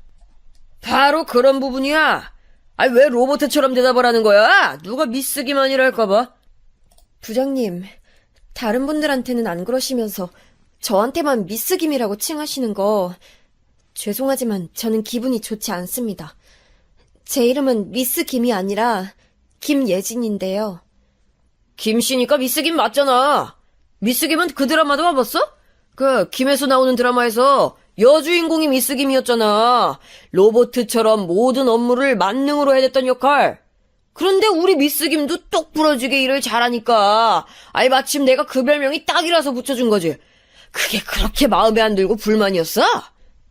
아니, 그렇다기보단 저한테 아무런 의견도 구하신 적 없이 무작정 미스김이라고 부르시면서 잔심부름을 많이 시키셨잖아요. 그래서 솔직히 좋은 마음이 들긴 어려웠어요. 역시 여자들은 이래서 안 돼. 매사의 모든 일을 감정적으로 받아들이고 또 감정적으로 대응하려고 든다니까. 상사가 말하면 부하는 그저 상명하복해야 되는데 지 기분 나쁘면 기분 나쁘다고 일 제대로 안 하고 업무 강도 높다고 불평하고 힘쓰는 일엔 빠지려고 들고 이래서 여자들이랑 일하기 힘들어. 이봐 미스겐, 특별 취급받고 싶으면 나한테 예쁨이라도 받아야지. 이도저도 안 돼서 어떻게 할래? 당시에 저는 그 상사에게 맞설 만한 깜냥이 안 됐습니다. 지금 생각해보면 황당하기 짝이 없는 논리를 저한테 들이대면서 저의 길을 꺾어놓으려는 수작이었는데요. 그때는 그 상사가 무섭게 느껴져서 아무 말도 못했습니다. 그런 저를 보면서 일부러 그 상사는 크게 한숨을 푹푹 내쉬었고, 그렇게 되면 저는 눈치를 살피면서 좌불안석인 가운데 일을 했었습니다. 우리 미스겜이 김혜수보다 외적인 건 좀 떨어지지만 여자는 나이 어린 게 최고니까 최종 점수는 미스겜이 더 높다고 할 수 있지. 이런 어이없는 소리를 듣고 있어야 하는 제 처지가 너무 처량했어요. 그리고 저보고 힘내라면서 제 자리 뒤로 와서는 저의 어깨를 그 상사가 주무를 때마다 저는 형용할 수 없는 수치심에 시달렸습니다. 제가 기분 나빠하는 티를 내면 그 상사는 혀를 끌끌 차면서 저한테 인간관계 점수가 꽝이라고 그랬고요. 처신을 그렇게 못해서야 앞으로 어떻게 사회생활을 할 수 있겠냐면서 잔소리도 자주 했습니다. 미스김은 이번 크리스마스 때 뭐 특별한 계획 있나? 역시 남자친구랑 만나서 데이트하겠지? 네? 웬만하면 그렇게 되지 않을까 싶어요. 크리스마스가 다음 주인데 나 선물 기대해도 되지? 선물이라니 어떤 걸 말씀이세요, 부장님? 이렇게 젊은 여자 부하 직원이 있는데 크리스마스 선물도 내가 못 받는다는 게 말이 돼? 야, 미스김 아직 갈 길 멀었어. 내가 이런 거 안 가르쳐줬으면 미스김은 어디 가서 센스 없는 여자로 소문날 일만 남았을 거야. 나한테 고마워해야 돼. 크리스마스 선물이요? 네, 무슨 말씀하시는지 이해했습니다. 또 재미없게 대답한다. 그런데 미스김, 그럴 때마다 오히려 귀여워 보이는 거 알아? 그게 제일 애교 부리는 행동처럼 보인다고 내가 얘기한 적 있었나? 그 상사가 능글맞게 말한다는 점이 저는 가장 싫었던 것 같아요. 제가 떨떠름한 표정으로 별 반응 없이 있어도 그 상사는 전혀 굴하지 않고 저를 힘들게 만들었죠. 나야 연륜이 넘치니까 그런 매력을 알아봐주는 거지만 남자친구 앞에서도 그렇게 굴면 미스김은 오래 예쁨 받긴 힘들걸. 이번 크리스마스 데이트 때 힘 좀 써봐. 이제 나이도 꺾이는데 이번에 열심히 해서 남자친구 완전히 사로잡아야지. 연애는 제가 알아서 하겠습니다. 그리고 저 아직 젊고 어린 나이라서요. 부장님께서 그런 부분은 걱정 안 해주셔도 될 것 같아요. 또 모르는 소리만 하네. 미스겐, 이제 며칠 후면 26이야. 여자는 24세 꽃 피우고 25세 만개하는 거 몰라? 그리고 이제 26부터는 서서히 시들어가지. 크리스마스 케이크랑 똑같아. 25일까진 잘 팔리지만 크리스마스 하루 지난 26일부터는 특수가 사라지잖아. 미스김한테 이런 살이 되고 뼈가 되는 조언을 해주는 어른은 나밖에 없을 거야. 그러면서 저한테 크리스마스에는 숙박업소 예약하기가 하늘의 별 따기인데 미리 해놨냐는 등 정말 저급한 질문들을 많이 했었어요. 듣고 있자니 너무 수치스러워서 흘러나오는 눈물을 꾹 참아야만 했죠. 울기까지 하면 더 비참해질 것 같았고 제가 울면 그 상사는 더 의기양양해질 것만 같았거든요. 제가 그때 남자친구한테 상사 문제로 힘들다고 하소연을 했었는데요. 이것 때문에 결국은 그 남자친구랑 헤어졌어요. 왜냐하면 제 고민을 심각하게 받아들여주지도 않았고 제가 힘든 것에는 큰 관심이 없는 게 보여서 그랬습니다. 그 남자친구는 한창 때에 연애를 시작한 자기 자신의 즐거움에 도취되어 있는 남자였어요. 저를 좋아하기보다는 연애라는 것을 하고 있는 자기 스스로를 더 좋아하는 사람이었기에 저는 그 연애에서 조금도 제가 존중받는다거나 사랑받고 있다는 확신을 가질 수 없었습니다. 남들은 사회생활에서 힘든 일 있으면 가족들한테 털어놓는다던데 저는 쉽사리 그럴 수도 없어서 더 힘들었어요. 부모님은 장사를 시작해볼까 하는 고민에 빠져 계셨으며 은근히 저의 도움을 바라고 계셨습니다. 그런 와중에 오빠는 대학을 졸업한 뒤 취업 준비만 내도록 하고 있는 취준생이었고요. 연락이라도 하면 그들의 힘든 부분을 제가 들어줘야 했기 때문에 차마 먼저 대화를 청할 수도 없었다는 사실이 정말 우습고 서글프네요. 그러던 어느 날 그 골치 아픈 상사와의 큰 건수가 터졌습니다. 제가 업무적으로 안 풀리는 게 있어서 어쩔 수 없이 그 상사에게 도움을 요청하는 일이 있었어요. 그런데 그것을 그 상사는 대체 어떻게 받아들인 것인지 아주 즐겁다는 기색으로 굳이 또 제 자리를 찾아왔습니다. 그러더니 바로 저한테 본인의 얼굴을 바짝 붙였어요. 컴퓨터 마우스를 잡고 있는 제 손 위에 본인의 손을 살포시 얹길래 놀라서 빼냈더니 저를 내려다보면서 음흉하게 웃었습니다. 마치 귀엽기는 이렇게 말하는 표정으로 저를 우습게 여기는 기색이었죠. 뒤에서 저를 마치 감싸하는 듯한 자세를 취하길래 온몸에 소름이 돋았습니다. 정신 멀쩡하고 저랑 사이좋은 사람이 그랬다 하더라도 의문스러웠을 자세였는데 그 상사가 그렇게 행동하니까 너무 싫었고 모멸감을 느꼈어요. 더럽다는 생각이 들어서 바로 그 상사를 쳐냈습니다. 미숙임은 향수도 따로 안 쓰는 것 같은데 늘 향기로워. 부장님 설명 다 들었고 혼자서 일 끝낼 수 있을 것 같습니다. 이렇게 톡톡 쏘는 말투도 앙칼진 매력이라니까. 미숙임을 보면 내 나이가 야속해서 내가 10년만 더 젊었다면 이렇게 생각하다가도 내 나이면 아직 괜찮지 이런 생각이 들기를 하루에도 수십 번씩 오락가락해. 미숙임은 이런 나의 고충을 알까 모르겠네. 그 상사가 희죽거리면서 그런 말을 했을 때 드디어 저의 인내심이 바닥나 버렸던 것 같아요. 제 안에서 꾸역꾸역 누르고 있었던 것들이 터져나온 거죠. 더 이상은 여기서 못 버틴다라는 생각이 들었습니다. 너무 절망적이어서 그날부터 저는 제대로 잠도 못 잤습니다. 그 상사에게 농락당하는 제 처지에 구역질이 났고 저를 일 잘하는 부하 직원이 아니라 나이 어려서 추근덕거리고 싶은 여자로만 보는 그 상사의 태도가 역겨웠어요. 또한 동시에 제가 근무자로 인정받지 못하고 이따위 수모나 당하는 신세라는 생각이 들면서 끊임없이 자기 비하에 시달렸습니다. 사무실에 앉아있으면 머릿속에서는 그 상사를 제가 사정없이 공격하는 망상이 들었어요. 저를 향해 질낮은 농담을 시도 때도 없이 날려대던 그 상사의 입을 꼬매버리는 상상은 수도 없이 했었고요. 저는 결국 안정제를 처방받아 복용을 하면서 직장 내의 다른 상사분들에게 도움을 청했습니다. 혹시 나만 이상한 사람으로 취급당하면 어떡하지? 나보고 예민하다면서 욕을 하면 어떡하지? 그런 두려움이 앞섰지만 더 이상은 못 버틸 것 같아서 그랬어요. 특히 여자 상사분께 조심스레 도움을 요청드렸더니 이건 절대 그냥 넘어갈 사안이 아니라면서 해결 방안을 찾아주시겠다 하셨습니다. 너무 감사했어요. 저는 휴가를 썼고 쉬면서 많은 생각들을 했습니다. 부디 일이 잘 해결돼서 안정제 복용을 금세 끊게 되길 바랐죠. 그런데 다시 출근한 저를 기다리고 있던 건 어처구니 없는 상황이었습니다. 나는 우리 미숙임이, 김예진 씨가 그동안 불쾌하게 생각하는 줄은 꿈에도 몰랐네.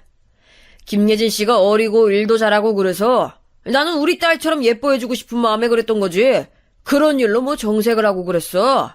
딸처럼 대해주고 싶었던 내 마음을 오해했다니. 기분은 나도 썩 좋진 않지만 우리 서로 잘 풀고 지내보자고. 알았지? 다름 아닌 가해자 장본인 그 상사가 저에게 상황을 그냥 매듭짓게 놀아 선언을 한 것이었어요. 제 목소리는 결국 다른 사람들에게 가닿지 않았던 거예요. 피해는 제가 봤는데 쓸데없는 분란을 만든 사람, 그게 바로 제가 되어 있었습니다. 딸처럼 생각해서 저한테 그랬다는 그 상사의 핑계가 너무 끔찍했어요. 그런데 더욱 소름이 돋았던 건 다른 분들이 저한테 던진 말들이었습니다. 하나같이 이런 말이었죠. 그냥 예진 씨가 생각을 비우고 자연스럽게 행동하면 돼. 너무 유난스레 반응하고 받아들이지 않으면 되잖아. 이루 말할 수 없을 만큼 수치스러웠습니다. 얼굴이 화끈거렸고 제가 사무실 분위기를 다 망쳐놓은 주범이 된 것 같아서 몸이 덜덜 떨릴 지경이었어요. 그런 저를 보면서 그 상사는 피식 웃었습니다. 저는 화가 나서 미칠 것 같았는데 그 상사는 저를 그저 우스운 장난감 대하듯이 보고 있었습니다. 지독한 무력함을 느낀 저는 결국 그렇게 힘든 과정을 거쳐서 들어갔던 그곳을 그만두었습니다. 아무것도 할 수 없는 제 자신을 뼈저리게 체감하면서 퇴사를 하는 것. 그것만큼 인생에서 비참한 경험은 없었어요. 그 상사가 마지막에 저한테 이렇게 말했었죠. 미스김, 인생 너무 피곤하게 살려고 하지 마. 젊은 아가씨가 왜 이렇게 딱딱한 자세로 살아? 여자는 원래 알아도 모르는 척 귀엽게 내숭을 떠는 맛이 있어야 인생이 편해. 내가 미스김이 우리 딸 같아서 이런 조언 해주는 거야. 내 맘 알지? 그 상사는 유부남이었고 처자식도 있었는데 정말이지 본인 딸버린 저한테 그렇게 행동했다는 게 이해하기 어려웠습니다. 저는 직장에 일하러 간 것이었건만 근무 시간 도중에 저를 향해 커피나 맛있게 타와봐라, 편의점 가서 과자 몇 개 사와라 이런 심부름을 시키는 것은 예사였고요. 제가 불쾌해하는 발언이나 행동도 정말 많이 했던 사람이었죠. 본인 딸한테 누가 그런다면 과연 반길 수 있을까요?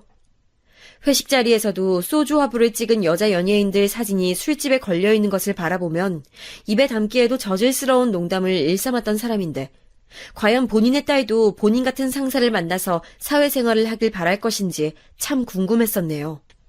저는 가슴속에 한을 품은 채 퇴사했고 약을 먹으면서 한동안 지냈습니다. 아무도 만나고 싶지 않았지만 제 근황을 궁금해했던 대학 친구 한 명 덕분에 세상으로 다시 나올 수 있었던 것 같아요. 제 상태를 본 그 친구가 저의 퇴사에는 내막에 숨겨져 있다는 것을 직감했던 거예요. 그 친구가 바쁜 와중에도 시간을 내서 저를 자주 만나러 와줬고 저는 점차 제 안에 있는 이야기를 꺼내게 되었습니다. 소심하고 바보 같았던 저를 대신해서 그 친구가 정말 많이 화를 내줬어요. 뭐 그런 거지 같은 상사를 다 만났냐면서 엄청 화를 내준 덕분에 제가 위안을 얻었던 듯 싶네요. 그때 그 친구가 저한테 중요한 말 한 가지를 던졌더랬죠. 너한테 이런 일들이 있었다는 거 너네 가족들은 알아? 부모님은 뭐라고 하셔? 우리 가족? 글쎄, 나 대학 졸업하기 전부터 가족들이랑은 좀 사이가 안 좋았어. 그리고 무슨 말만 하려고 하면 가족들이 다 자기들 힘든 얘기만 하거든. 그래서 난 솔직히 한 번도 나 힘든 얘기를 가족들한테 못하고 살아온 것 같아. 얘가 무슨 답답한 소리를 하는 거야.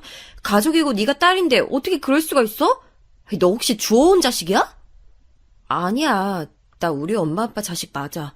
생긴 것부터가 우리 가족들은 서로 다 닮았어. 그런데 뭐가 그렇게 당당하지 못해? 네가 잘못했다고 하는 건 아닌데 네가 처음부터 그런 사람으로 집안에서 자리를 잡으니까 네 역할은 아예 계속 그렇게 굳어졌던 게 아닐까? 너도 가족들이랑 잘 지내고 싶은 마음이 있다면 다 까놓고 한번 부딪혀봐. 그 친구의 얘기를 듣고 나니까 좀 멍하더라고요. 곰곰이 생각하다가 깨달았어요. 저는 가정 안에서부터 마음이 골마있는 사람이었기에 정신적으로 오롯이 설 수 없는 사람이었다는 사실을요. 가족 문제에 관한 저의 결핍은 저 스스로 나는 불완전한 사람이야 라고 말하는 주문과도 같았습니다. 용기를 내고 결심을 굳힌 저는 드디어 가족들한테 할 말 못한 말을 진짜로 다 해버렸어요. 다들 너무하다고 생각 안 해? 첫째는 어렸을 때부터 사고란 사고는 다 쳐댔음에도 든든한 집안의 장남이고 막내는 이래나 저래나 막내니까 다 이해받는 존재여야 하고 그럼 나는 왜 나는 어렸을 때부터 용돈 한 번 받는 것에 눈치를 보게 만들었어? 지금까지도 나한테 엄마 아빠가 하는 얘기라고는 힘들다, 돈 없다밖에 없어. 근데 왜 이 얘기를 왜 오빠랑 막내한테는 안 해? 부모님은 저한테 아직 철이 안 들었다고 그랬어요. 하지만 그 반응에도 저는 더 이상 상처를 입지 않았습니다. 하고 싶은 얘기를 다 하고 나니까 미련도 없더라고요. 이제부터는 가족들의 인정이나 사랑을 갈구하지 않기로 했어요. 부모님이 가게 차리는데 도와달라고 하든 말든 자기들끼리 알아서 다 하게 두었습니다. 저는 애초에 멀리 서울에 살건만 늘 저한테 가족들이 우는 소리를 해댔던 그게 이상한 거였죠. 저는 가족들 생일에 늘 기프티콘이라도 보냈고 종종 집에 식품 같은 택배를 보냈었지만 저는 제 생일에 가족들로부터 제대로 된 선물을 받아본 기억이 없었네요. 미련한 짝사랑을 끝냈더니 홀가분했어요. 그리고 이제는 강해지기로 했습니다.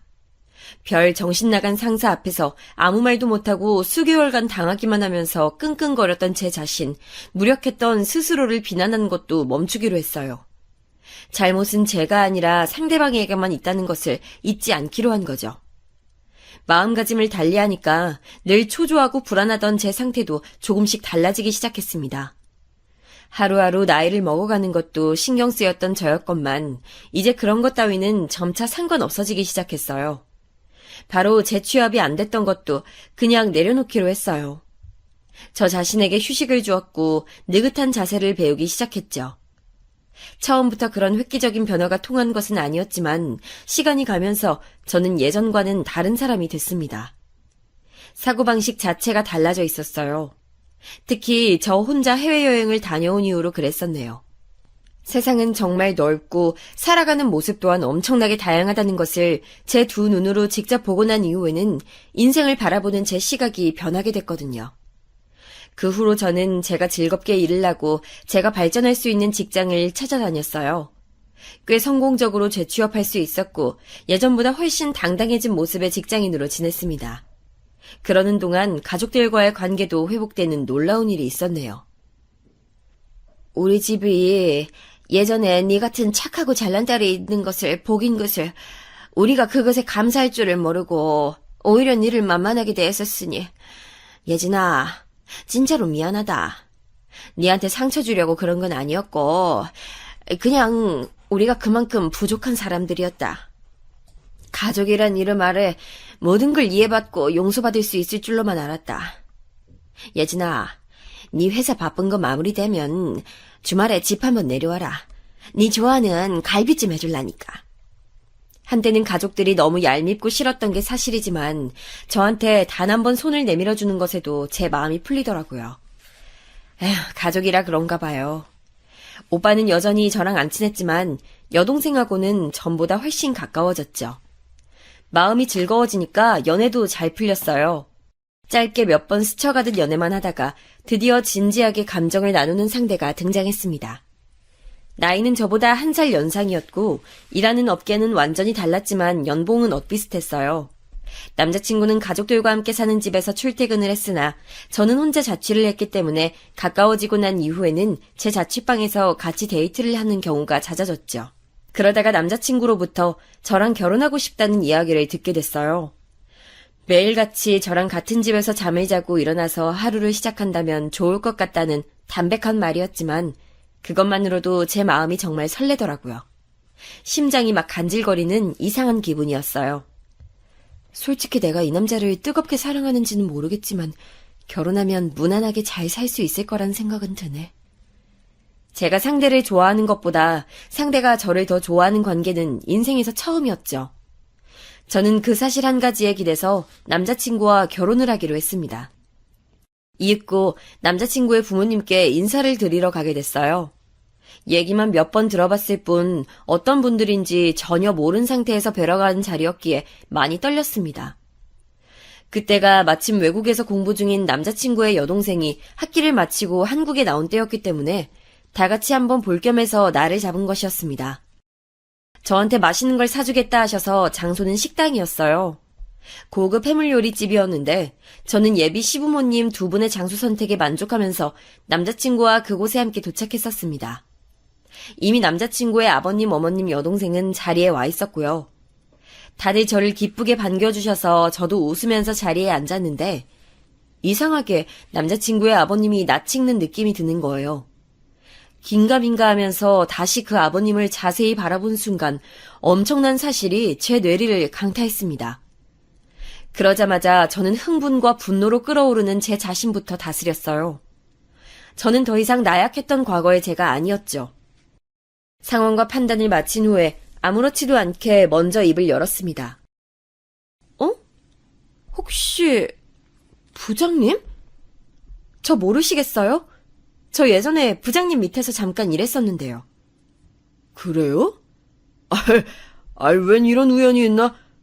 그럼 언제 내 밑에서 일을... 놀라시던 아버님이 저를 빤히 보시다가 말끝을 흐리셨죠. 저한테 저질러던 행적이 있는데 저를 쉽게 잊기란 쉽지 않으셨을 테니까요. 저를 알아보신 아버님은 안색이 금세 어두워졌습니다. 남자친구가 어리둥절하면서 자초지종을 물었고 저는 비릿한 미소를 지으며 아버님, 아니 그 상사를 쳐다본 채로 말을 이었습니다. 오빠, 내가 얘기했던 적 있던가? 나 예전에 성희롱 일삼는 상사 만나서 정신병까지 오는 바람에 퇴사했었다고. 아, 네가 말했었지. 그거 완전 갱생 불가능한 구제불능 상사였잖아. 그런데 그 얘기는 지금 왜... 설마... 무심코 제 말을 받았던 남자친구가 소스라치게 놀라면서 자기 부친을 쳐다봤죠. 그 상사는 입술을 파르르 떨면서 저에게 가짜는 말을 늘어놓으려고 했습니다. 옛날 일까지는 내가 기억을 잘 못하는데, 옛날에 무슨 오해가 있었나 봐요.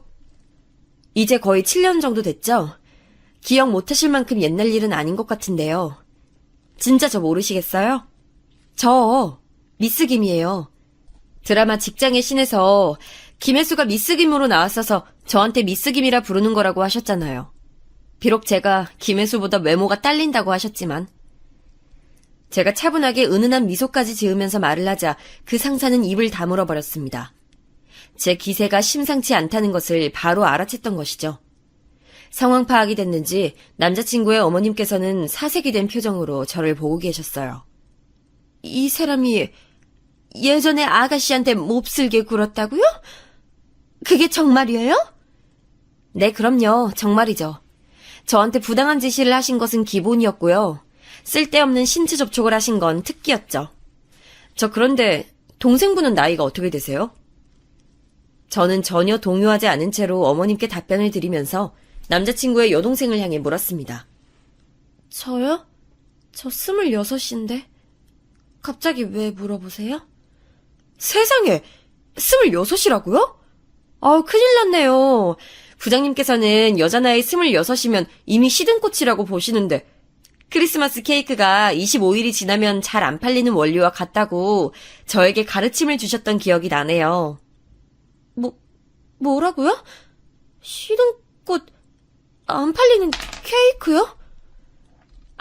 그런데 저처럼 30줄 나이에 들어선 며느리를 받아주시려고 한 걸로 봐선 예전보다 기준이 많이 완화됐나 봐요. 제 말이 끝나기가 무섭게 그 여동생이 어처구니가 없단 표정으로 자기 부친을 쳐다봤죠. 그 상사는 본인의 처자식들이 뿜어내는 매서운 기운에 주춤하더니 이내 저를 향해 소리를 질렀습니다. 이 아가씨가 겁도 없이 무슨 짓이야! 내가 옛날에 그랬다는 증거, 어디 증거라도 있어요? 어디 죄 없는 사람을! 부장님, 저한테 업무 외적으로 연락 많이 하셨었잖아요. 메일도 많이 보내셨고 문자도 많이 보내셨었고요. 제가 그걸 가지고 있을까요? 없을까요? 저는 그 상사가 윽박 지르는 것에도 눈 하나 깜짝 안 하고 받아쳤습니다. 제가 부리는 배짱 앞에서 그 상사는 금세 수그러들었죠. 저를 보는 그 눈빛이 겁에 질려 있더라고요. 본인의 약점을 제가 갖고 있다는 생각에 겁을 집어먹은 겁니다. 예전에는 왜 그렇게 그 상사가 무서워 보였는지 모르겠어요. 7년 만에 직접 보니까 무섭기는커녕 조금 우스운 마음까지 들더라고요. 그만큼 제가 달라졌던 거겠죠? 근처 테이블에서 저희 쪽을 보면서 속닥거렸고 그것에 모멸감을 느끼셨는지 어머님께서 얼굴이 시뻘개지셨어요. 이런 이유로 이 결혼을 안 하게 될 줄은 몰랐어요. 참 아쉽고 슬프지만 어쩔 수 없죠. 부장님과 제가 시아버지 며느리 관계가 될 순 없잖아요. 안 그래요? 저는 시아버지로부터 언제 이상한 짓을 당할까 두려움에 떠는 며느리가 되고 싶진 않아서요. 저는 간결하게 제 생각을 늘어놓은 후 자리에서 일어났습니다. 옆에서 남자친구가 몸을 조금 떨고 있었던 것 같아요. 그 상사는 고개를 푹 숙인 채로 저를 쳐다보지 않았어요. 저는 어머님과 여동생 쪽을 향해 꾸벅 목례를 한 뒤 자리를 벗어났습니다. 남자친구가 저를 따라오려고 했지만 완강하게 저는 거절했어요. 지금은 어떤 이야기도 나누고 싶지 않다고 했죠. 아버지, 설마 아버지가 예진이를 힘들게 했던 그 미친 변태 상사였을 줄은 상상도 못했습니다. 이게 뭐냐고요? 남자친구가 따지는 소리가 식당을 빠져나오는 제 귀에 들렸었네요. 그 여동생도 뭐라 앞에서 거들고 있었고요. 저는 택시를 잡아타고 가는 길에 방금 제가 겪은 일을 그제서야 짚어봤어요. 그 상사가 설마 남자친구의 아버지였다니. 그리고 이런 식으로 재회를 하게 되다니 너무 얼떨떨했고 채 가시지 않은 흥분으로 몸이 떨리고 있었습니다. 과연 잘한 처신인가 싶기도 했지만 갑작스러웠던 그 상황에서 나름 최선의 반응을 제가 보인 거라고 저 스스로를 다독였어요. 남자친구랑은 그 후로 헤어졌어요. 제가 이별을 통보했죠. 남자친구가 많이 울었습니다. 차마 자기가 너무 미안해서 저를 붙잡지도 못하겠다면서 엉엉 울었습니다. 제가 남자친구랑 연애하면서 그 상사 얘기를 다 털어놨었거든요. 그래서 남자친구는 그 상사의 추악함을 너무나도 잘 알고 있었는데 그게 자기 부친이었으니 충격이 극심했나 봐요. 자기 아들을 이렇게 상처 입혔으니 그 상사도 정말 업보를 돌려받은 셈이었어요. 떠올려보면 그 상사가 아들 자랑을 몇 번 했었거든요.